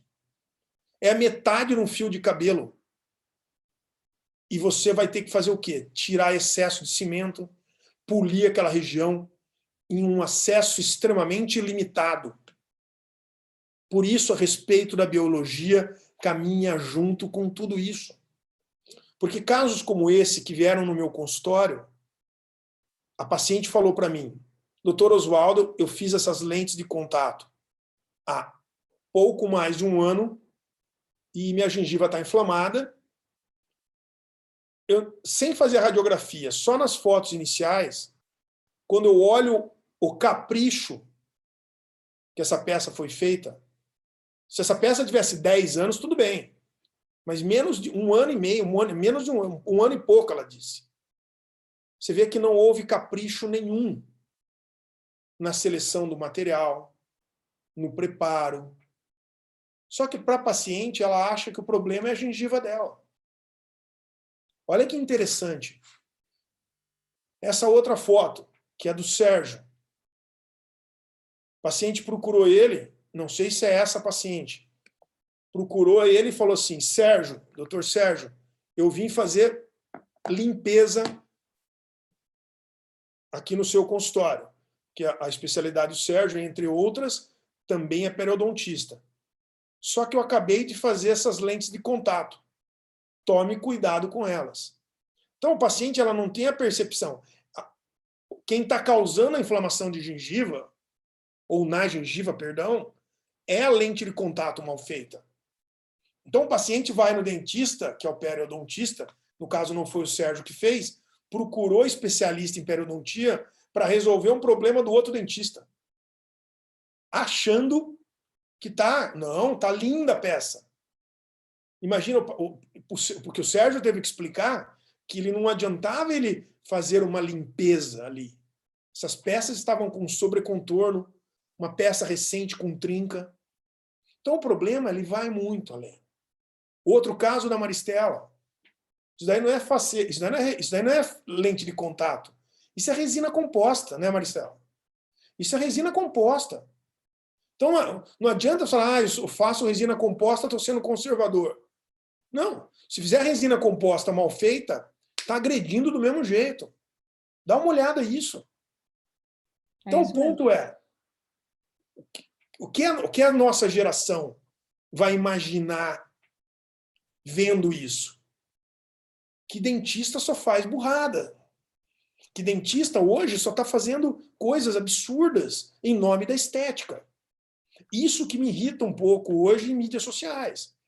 Que dá a sensação de que dentista vende estética. Cuidado com isso. Estética, mesmo a gente tendo pós-graduação em odontologia estética, estética para a gente é bônus. Quando você pensa em saúde, quando você pensa no bem-estar geral, no bem-estar da oclusão, no bem-estar da saúde da articulação, no bem-estar do periodonto, você devolvendo função, cuidando da saúde, a estética é bônus. Ela vem automaticamente. Então, por mais famoso que seja o dentista, por mais famoso que seja o ceramista, a falta de capricho, a falta de cuidado, a falta de entendimento do que pode ou não ser feito, pode danificar e criar, muitas vezes, danos irreversíveis. Então, lembre-se, hoje, para quem faz odontologia restauradora, há uma tendência irreversível na execução de preparos conservadores. O que quer dizer com isso? Você, se não faz, e vai começar a fazer prótese ou laminado, você vai ter que desgastar menos dente. Você vai ter. É inadmissível se você é o primeiro profissional que toca no dente de alguém, você já desgastar para uma coroa total. Isso é inadmissível hoje. Não é mais aceitável eticamente, não do ponto de vista que a gente acredita como odontologia. Só que você tem que entender.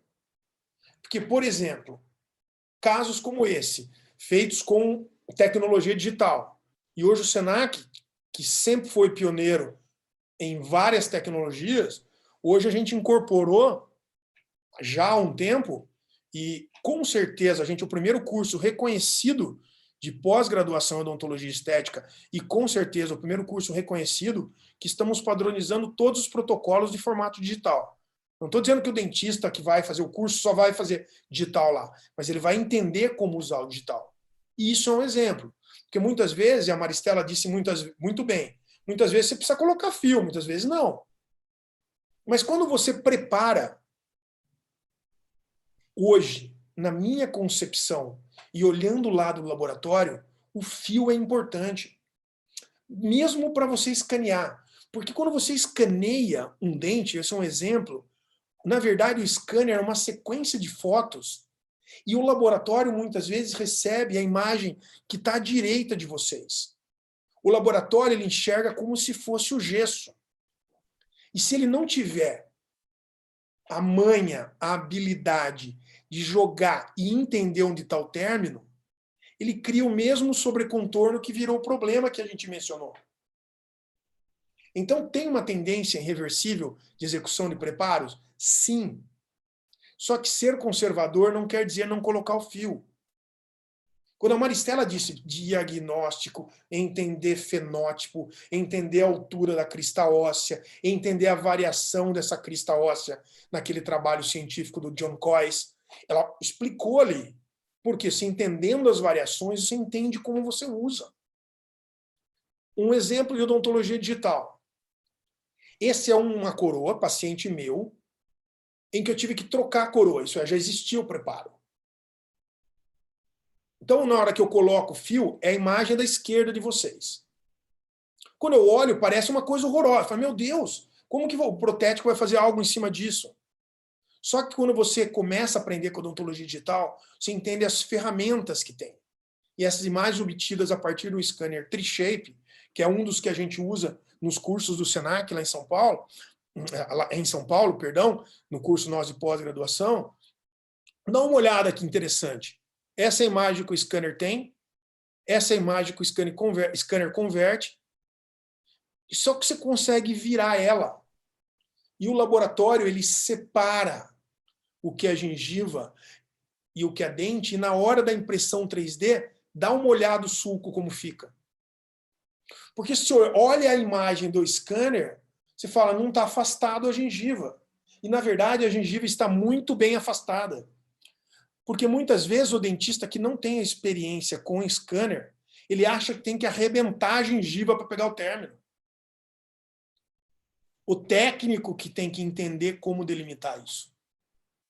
Então, não coloque odontologia digital como uma limitação para pouco afastamento.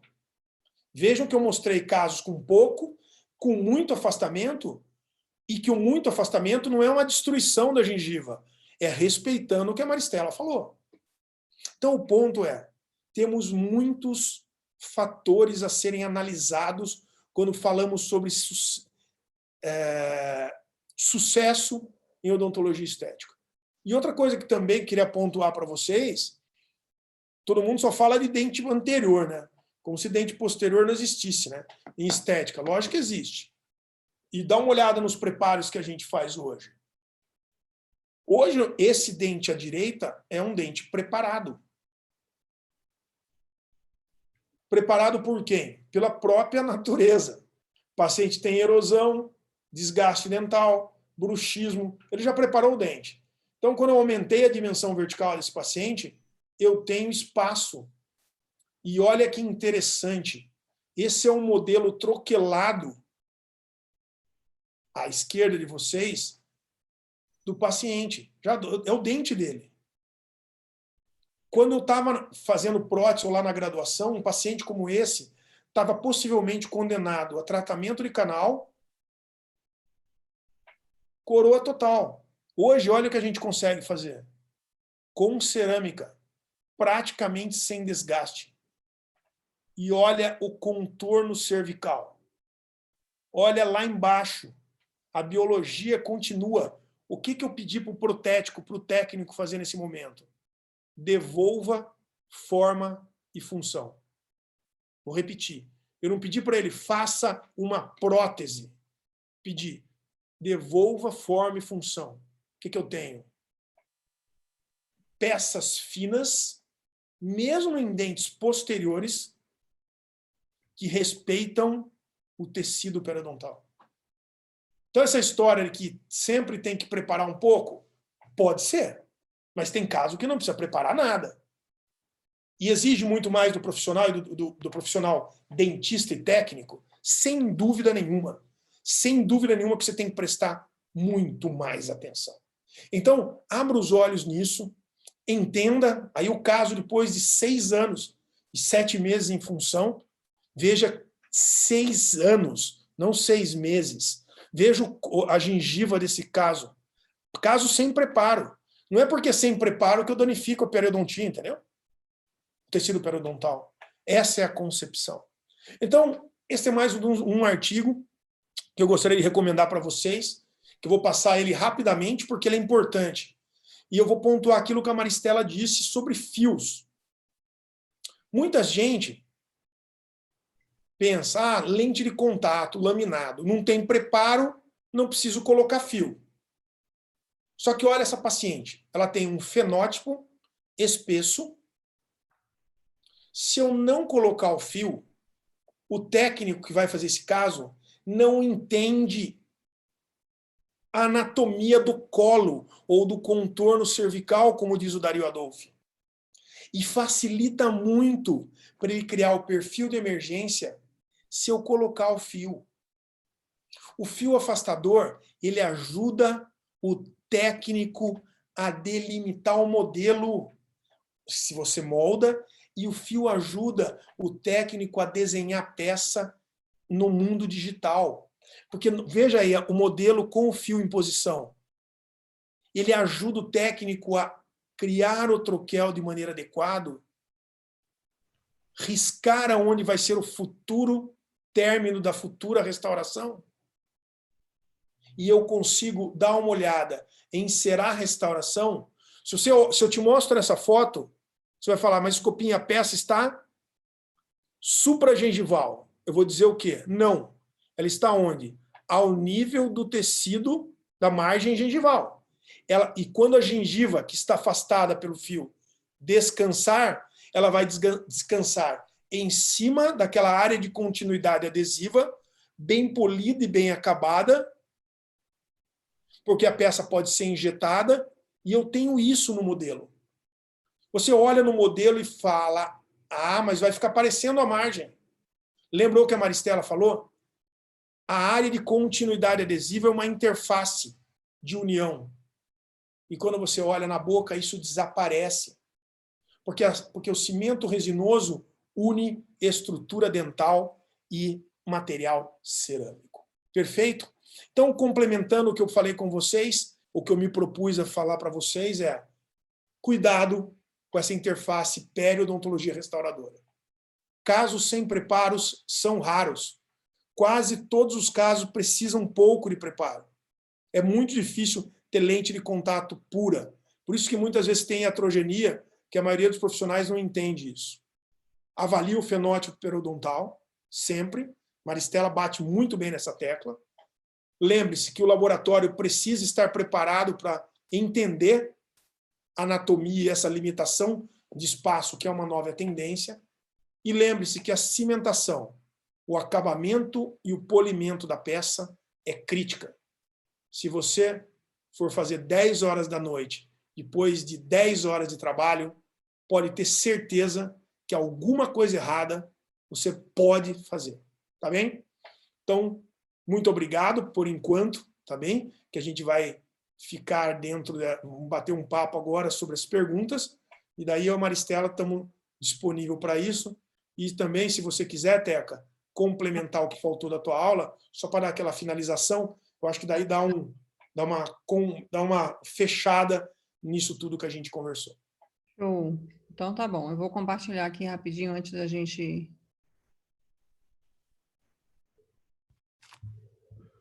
Deixa eu ver se eu consigo sair daqui.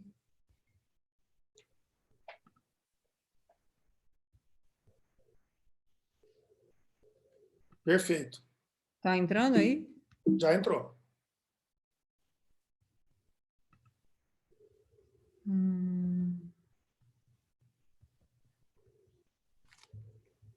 Deixa eu ver se eu consigo ir adiante aqui.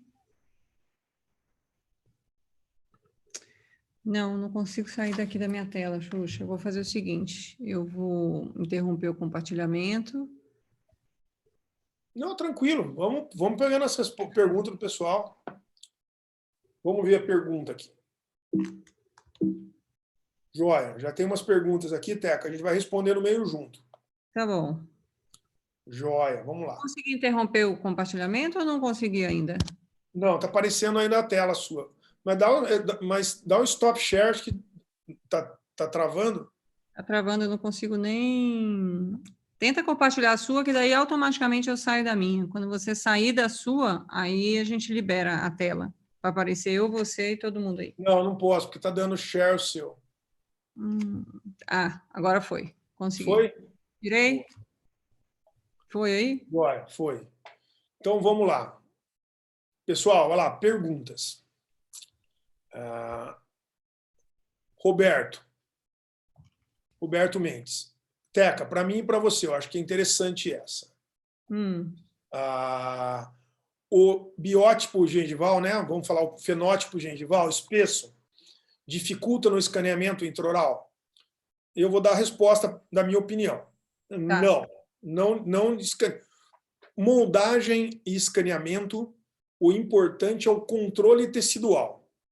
Isso quer dizer, fazer o diagnóstico correto para determinar aquilo que a Maristela disse sobre a altura da crista óssea, você determinar quanto você tem de sulco, quanto você tem de área de inserção conjuntiva e quanto até onde está o osso, entendeu? Aonde você chega. Na verdade, você tem que respeitar isso e daí você tem que afastar isso dependendo do tipo de fenótipo, dependendo do fenótipo que você tem. Então, a resposta é, Roberto, não dificulta o escaneamento desde que você faça corretamente o controle tecidual. E, Maristela, daí fala sobre isso e também fala-se, a pergunta dele é, devo usar o bisturi elétrico nesses casos? Então, não. Na verdade, se você não está conseguindo afastar a sua gengiva com o fio retrator, né, 1, 2 fios de diâmetros diferentes, é porque provavelmente você vai ter que abordar cirurgicamente, vai ter que reposicionar esse espaço biológico. O bisturi elétrico tem alguns artigos contra, eu também não sou muito a favor de bisturi elétrico, porque você promove uma necrose de tecidos ali, embora o biotipo seja espesso, né, o fenótipo seja espesso, seja fácil disso retomar depois, você pode lesionar, o calor é tão grande ali naquela região cervical que você pode induzir, transferir esse calor para dentro da polpa, né? E aí você tem uma inflamação. Então, eu não gosto de usar o bisturi elétrico, prefiro usar instrumento frio e prefiro usar, se for utilizar calor, utilizar com um jato de plasma, que você não encosta pontas que vão ao rubro, por exemplo, numa região ali que é extremamente fina, né, delgada, essa região cervical, para chegar na polpa. Então, se a gengiva causa problema na hora de você fazer preparo moldar, é porque você não observou essa gengiva antes. Passar a ter esse olhar sobre a zona de transição, sobre o fenótipo periodontal, o que eu posso fazer para melhorar no meu caso, como é que essa gengiva vai me atrapalhar lá adiante, eu acho que isso é fundamental para quem trabalha com odontologia restauradora. Joia, ótimo. Tem uma outra pergunta aqui, essa eu posso responder também, se o sobrecontorno é de difícil observação no momento da instalação. Olha, na verdade, o sobrecontorno é para você ver antes de você moldar. Por exemplo, porque hoje o conceito em restauração minimamente invasiva é o que determina a necessidade de preparo, é o diagnóstico, a determinação da característica do periodonto, aonde vai esse término dessa restauração. Então, na hora de fazer o mockup, a simulação, é aí que você determina se o seu sobrecontorno planejado pelo laboratório vai ser... Você vai ter que preparar ou não o caso. Então, o sobrecontorno, se você detecta que tem um sobrecontorno da peça, a primeira pergunta que você faz é: esse sobrecontorno é culpa minha, dentista, no momento que eu fiz o preparo, ou é do técnico que colocou dente demais? Assim, normalmente é o erro do dentista no começo do preparo. Concorda, Teca? Concordo. Eu acho que tem uma questão que é a expectativa do paciente e a expectativa do dentista. No dia de cimentar, o paciente está louco para se livrar do provisório, né? Ele está louco para ficar, vamos dizer assim, chegar no ápice da estética que ele almeja, e o dentista também está querendo ver o caso, ver como ficou bonito, ver o paciente satisfeito, muitas vezes até receber pelo trabalho.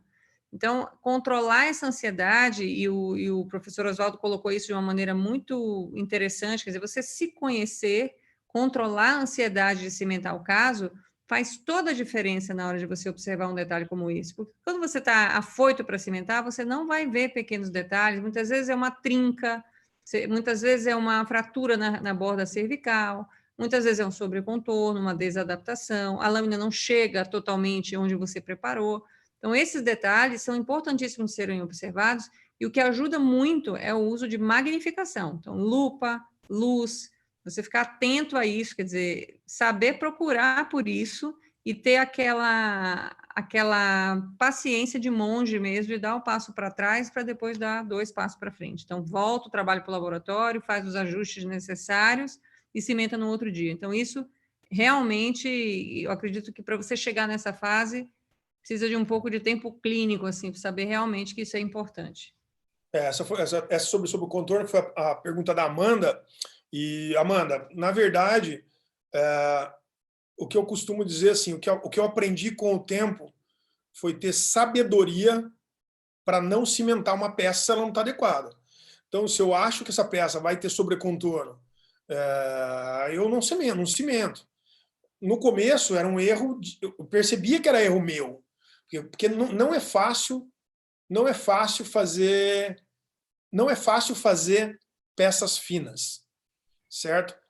Como eu disse na conclusão da minha aula, laminados sem preparos são raros. A maioria dos casos você precisa preparar um pouco, tá, Amanda? Na verdade, é mais ou menos isso. Madalena, tem uma pergunta também interessante. Peças monolíticas maquiadas, com o tempo não perde as características desenhadas, nem mesmo se exagerar no polimento? Excelente pergunta. Eu tenho a experiência minha com cerâmicas maquiadas monolíticas se iniciaram com a leucita, isso há mais de 20 anos, que é a primeira geração de Empress. Eu tenho peças até hoje na boca, de mais de 20 anos, sem nenhuma perda de superfície. Leucita, que hoje no mercado a gente tem de leucita ou Empress CAD Multi, que é para CAD/CAM, tá bem? Com a chegada do sistema IMEX, que é o de silicato de lítio, e a gente começou a usar isso, como eu disse, em 2009, 2011,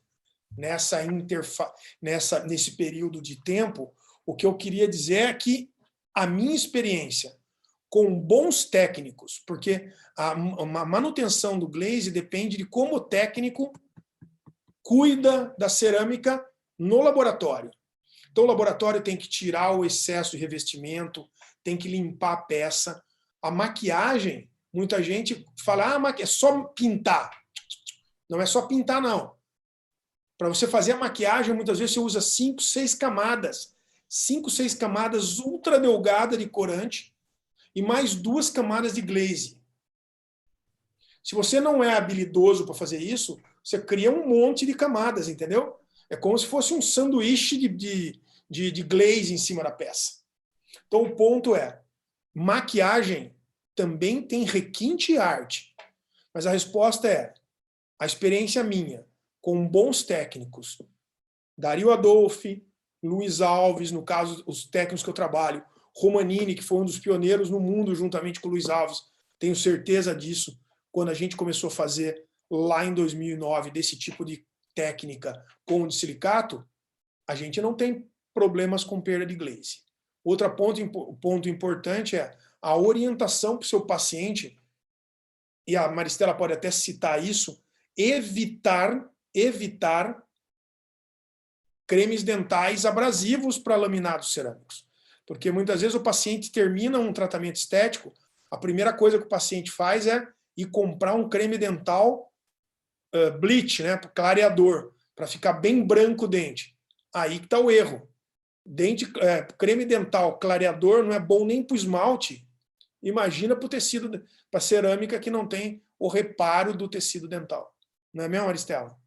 Com certeza, né? A gente tem que lembrar que o dente sofre alterações de envelhecimento com tudo que a gente tem de desafio mecânico e químico na boca, e as nossas restaurações também, né? E muitas vezes a gente escolhe as restaurações até para mimetizar essa biomecânica de dente, né?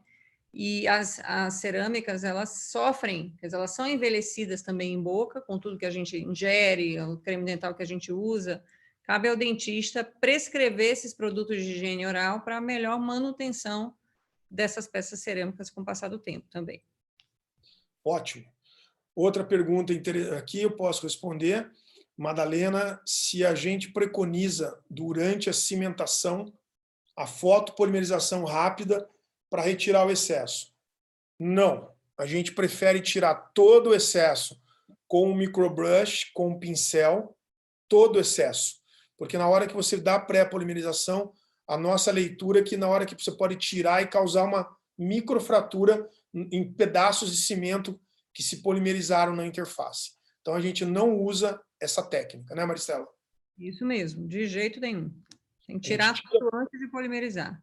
Tira tudo antes de polimerizar. Fio, eu gosto de usar fio e fita, não uso superfloss, só uso o superfloss depois de polimerizado, que o superfloss tem uns cabelinhos que podem prender na interface. Normalmente eu uso fita dental para tirar o excesso e o superfloss só depois da finalização para dar o acabamento e o polimento final. E a Paula perguntou se o fenótipo influencia na escolha do material de moldagem e do material restaurador? Paula, material restaurador não. Para mim, fenótipo periodontal não é contraindicação para nada. É contraindicação para agressão desmedida, né, Teca? Sim. Colocar algo sem sentido. Mas fenótipo fino, que é a maioria da população, é fenótipo fino intermediário, essas pessoas, esses pacientes, que são a maioria dos nossos pacientes, se você respeitar a biologia e o tecido, você não vai ter problema nem em biotipo fino, nem em biotipo espesso. Isso. Na verdade, eu acho que essa pergunta é muito interessante, né? Porque a gente tem que observar o fenótipo periodontal para ajustar as nossas técnicas clínicas, né? Tem diversas maneiras de chegar num resultado X, por exemplo. Mas aí você ajusta aqueles procedimentos, aquela sequência de procedimentos que você vai realizar para danificar menos a sua gengiva, o seu fenótipo. Vou dar um exemplo. Todo dentista agora que quer se considerar na moda acha que tem que cimentar as lentes ou as peças cerâmicas com isolamento absoluto. E muitas vezes o isolamento absoluto está totalmente contraindicado em fenótipos finos. Você pode causar uma lesão na gengiva se você não adequar, não usar o grampo adequado, a posição do grampo, etc. Então, a questão é controle de umidade. Se você vai fazer isso com isolamento modificado, isolamento absoluto, isolamento relativo, cabe a você decidir, né? Mas o fato de ter um fenótipo fino num paciente que você vai cimentar, muitas vezes eu, por exemplo, quando o fenótipo é fino, eu não cimento com isolamento absoluto, porque eu já vi muitas vezes muitos danos acontecerem em gengivas marginais em função de uso de grampos. Então, é essa adequação de técnicas. Com relação ao material de moldagem, não tem adequação, né? Agora, material restaurador, a questão, não é o fenótipo que vai determinar, mas todos os fenótipos demandam que você escolha materiais restauradores. Pode ser qualquer um deles. Você tem que adequar perfil de emergência, tem que adequar área de continuidade adesiva, contorno vestibular e por aí vai. Perfeito. Então, eu concordo com ela perfeitamente. Não, viu, Paula?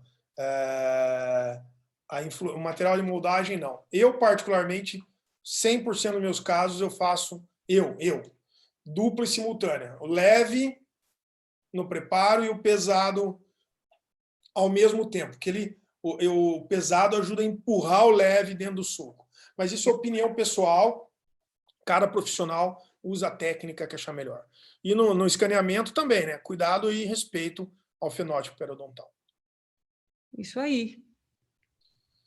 Pessoal, acho que para complementar, eu gostaria de, em nome de toda a equipe do Senac, queria agradecer a presença de todos.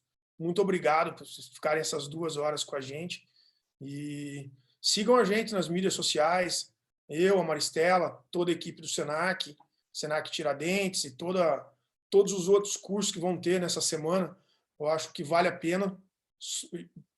Pessoas extremamente competentes e voltadas para a educação de alto nível. Eu tenho uma honra muito grande de fazer parte do corpo do corpo docente do Senac, desde o começo da clínica.